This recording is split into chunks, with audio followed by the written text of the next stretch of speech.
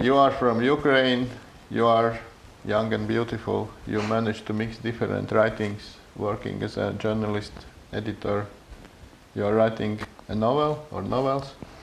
Short stories, let's say so. Fairy tales, short stories. Yes. You have a poetry book published.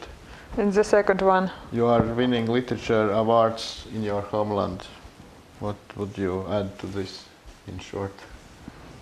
Also I'm a photographer, also I'm an archaeologist a little bit. And my greatest passion is travels. I like travel and discovery different cultures. Not as a tourist, but as a hitchhiker. Like I prefer informal kind of travelings. I think that different writings mean also different thinking. And then it's maybe hard to unite or No, it make you more be more flexible, and I think it's useful because when you work all time in one direction, you risk to lose something very important. some more general view. Yeah, and Kind of, switching all time let you be more objective, let's say so. When you wrote an application to stay in writers and translators house, it was some time ago. Yeah, it was And 3 years ago. It was quite. It was not me. It was somebody. And the world was completely different. Yes. Did you change too since then? I changed everything. Actually, now I am another person with the same passport. You had a dream then to write a novel about Mongolia. Yes, I was ill with Mongolia, and I went in Mongolia. I hitchhiked there, and I studied the history of Mongolia and the mythology of Mongolia, and I dreamed to make a novel about it. But you know that my country had some problems during last year, let's say so, and it made a great influence on me as a journalist and as a person also. So now, of course, Mongolian is not so actual for me. But it's maybe sometimes. Yeah, I'd like to believe I'll come back to the subject. Do you agree also to speak a bit about situation in Ukraine? Yeah, sure.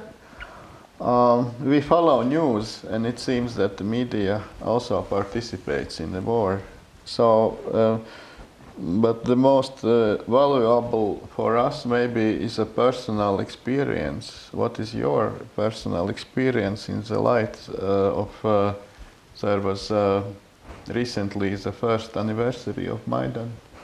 It was great experience because before Maidan I represented myself as a culture journalist. I paid interest nothing but art and culture and so on. I never understood something in politics. Yes, and after this, I think politics turned to be not just subject, just direction in journalism, but something very personal for everybody, and it was impossible to stay outside of it. So all time I was in Maidan. I made a report. You participated, yeah, or for you sure. worked there as a journalist? I worked as a journalist and I worked as a volunteer. And at the same time, I did everything I could do in that moment. Also, I was wounded by grenade because I was all time when it was the fights with police. So I made video, I made photos, I made reports, I prepared teas and sandwiches for guys who protected us. In Latvia, when we had some fight for freedom, then let's say enemies on purpose for journalists. I think the same. Yes, it was dangerous to be a journalist a little bit. Also, I forgot to add that we created lots of funny happenings before fights and before deaths. When it was just a demonstration, we created some culture program with friends. It was also a nice experience. This war, does it mean to literature? Because it may be different kinds of attitude, like shut up, it's time of journalism and reports, not to literature, or at the same time people are becoming more open and friendly and looking for poetry as a literature, maybe kind of shelter. You know, as one guy told, there are three main directions in the war. It's actually various soldiers, and it's the doctors, and it's the poets. The poets during the history was all time on the war and near the soldiers, and it's a big influence. They can also, as a journalist, make influence, let's say so. I was on the Est with my friends, and we created a culture program to Est people, and we were shocked really how hungry in culture sense people are. Suddenly. Yes. Because when the most important news are economy, yeah. And it's like, oh, we are doing business, yeah, no one reads, but suddenly you meet people. We come to our soldiers, and they told, oh, you are like a light in the darkness for us. It was strange, we didn't expect it, really. We had nothing, just poems and songs for them, but they really was very touched, and we realized that it's important, it's a great support for them. How you managed to create some rhythm of survival, because the all conflict takes a lot of time. It's like people are much more strong than we can expect, and this extreme situation let us discover our real strengths, our real power. Because in everyday life you think, oh, I'm so tired, I slept too less. But when something extreme happens, you realize, oh, I can spend a few nights without sleeping, and I'm okay, I'm still okay. So we have a big resources. Yeah. Do you also think that it's a new kind of war where publicity and economy are among the key weapons? The information war, we call it, and it's a real power. But I think that our media were not as well prepared as they need to be. For instance, Russian media are much more powerful weapon, because maybe less of honesty, because you know the honesty has borders and the lie has no borders, so it's much more space for imagination and for manipulation. What do you think about evaluation of such events? I mean, it's very important what image will rise in the nation's mind about these events, or simply as to what people will think about Maidan in 50 years, in 100 years. There is a problem that now, because of Maidan, of course, there were lots of writers, lots of poets, and after... Taking sides? Yes.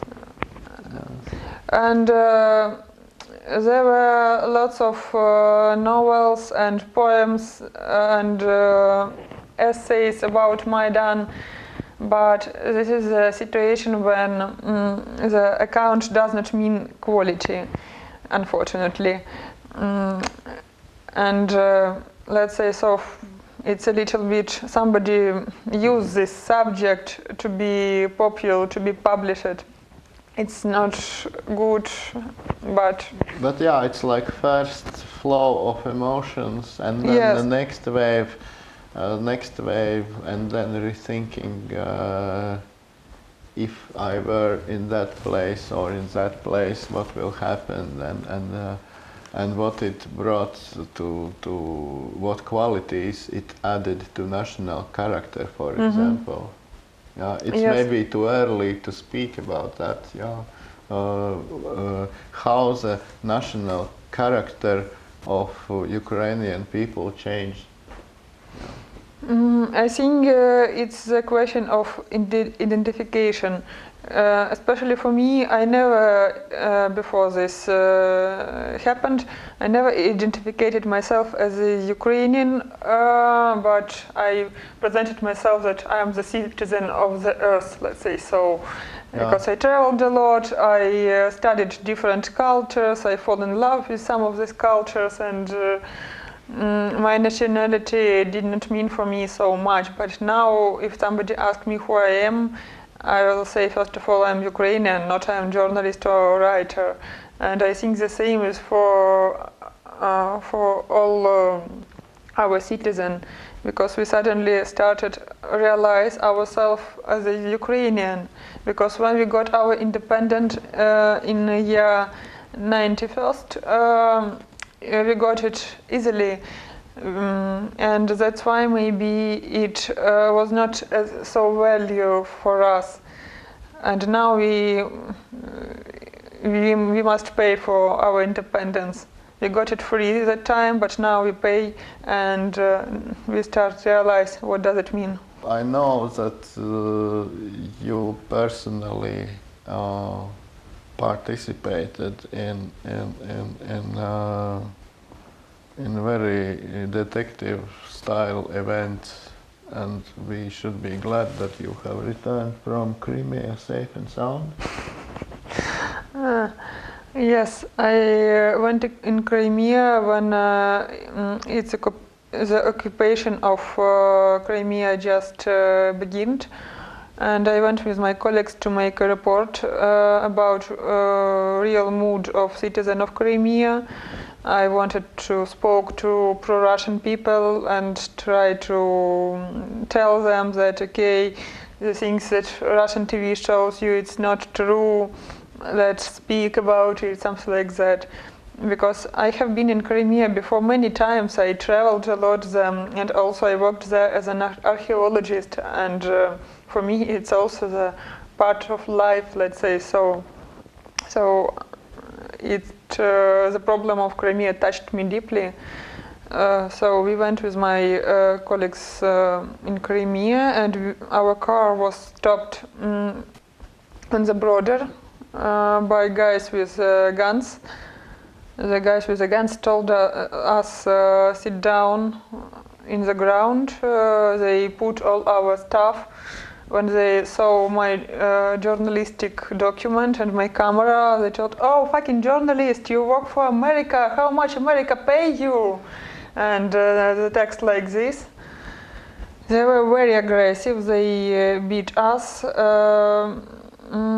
they cut our hair with knife shortly. And it was a moment that I was sure that I will be shot now, because one guy just put the gun near me and made the sound. So I was sure that it's finished. After that, we were put into a prison and spent there 3 days. After that, I'm lucky that I'm a journalist and I worked in a many edition, and all my friends and colleagues made a great noise in Ukrainian media, and actually we were saved. So we also must feel lucky that we may speak to you and we can express our sympathy and solidarity, but how can Latvians help or what we should do in Latvia to be safe from your experience? I think I was very shocked when I saw how Latvian people celebrate this day of national independence? No, before November? the large place this god. Oh yeah, 11th Yeah, of November, because yeah. I was shocked how it's important and powerful goes on because Ukrainian people. You've been in Riga, yeah? Then. No, Oh, I was really? here. Here it also was a big concert and lots of guys in military wear and like you invest in this culture, in this military culture, and it's good for us. I think you are protected because also it was nice to know that you have this volunteering warrior, like добровольческие батальоны. Because we created such kind of volunteering warriors only when the war started. You created it before, and I think you are lucky. Let's turn in the end back to literature a little bit. Now, what have you done during your stay here? Was it too silent maybe to you now? I wrote 2 novels, two stories.